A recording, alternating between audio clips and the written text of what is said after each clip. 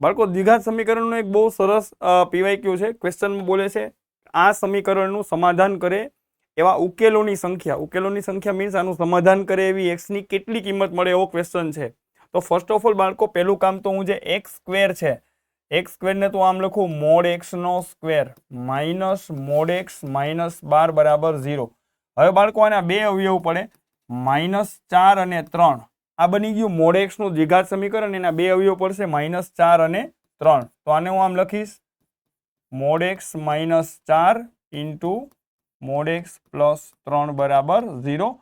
અહીંથી આવી ગયો મોડ x બરાબર 4